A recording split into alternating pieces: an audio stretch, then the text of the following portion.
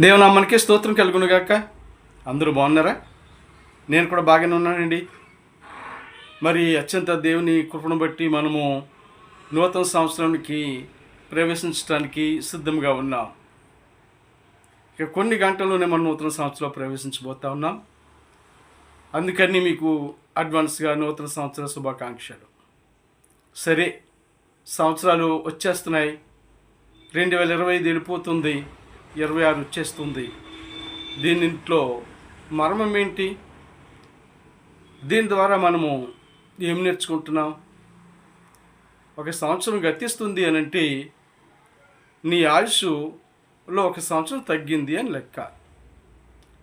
మరొక విషయం చూస్తే దేవుని రాకడలో ఒక సంవత్సరము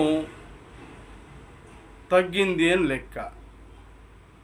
మరి ఈ నూతన సంవత్సరాలు గతించిపోతూ ఉండగా దేవుని యొక్క రాకడ సమీపమవుతుందని గుర్తించాలి. సరే, కానీ మరి ఈ 2025 అంతా కూడా నీవు ఎలా గడిపావు? నీ బ్రతుకు దినాలు ఎలా ఉన్నాయి? ఒకసారి ఆలోచించావా? దేవుని సన్నిధిలో ఎంతగా గడిపావు? ఎన్ని నెలలు దేవుని సన్నిధిలో గడిపావు? ఎంత సమయాన్ని దేవుని సన్నిధిలో గడిపావు? ఒక్కసారి ఆలోచించావా? అందుచేత నీ బ్రతుకు దినములన్నీ కూడా ఏం చేయాలని చెప్తుందో తెలుసండి వాక్యము. ద్వితీయోపదేశకాండము 4వ అధ్యాయము 10వ వచనంలో ఏమని వ్రాయబడి ఉందనంటే, దేవునికి భయపడుట నేర్చుకొనుము. చూస్తారా ప్రియులారా?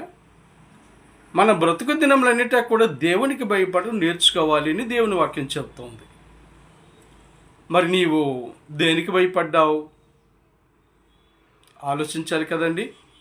మరి దేవునికి భయపడి జీవించావా నీ బ్రతుకు దినములన్నీ? ఇన్ని సంవత్సరాలు కూడా దేవునికి, ఈ సంవత్సరం అంతా దేవునికి భయపడకుండా ఉన్నట్లయితే ఈ సంవత్సరం నేను భయపడటం నేర్చుకోవాలి కదా.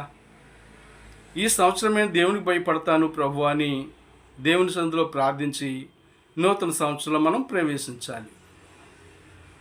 మరి అన్ని రకాలుగా నేర్చుకుంటాము, విద్య నేర్చుకుంటాము, అనేకమైనటువంటి చదువు నేర్చుకుంటాము, అన్నీ నేర్చుకుంటాం.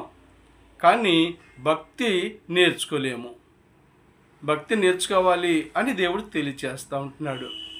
అందుచేత ఇంకా భక్తిలో లేకపోతే భక్తి నువ్వు నేర్చుకోవాలని దేవుడు తెలియచేస్తూ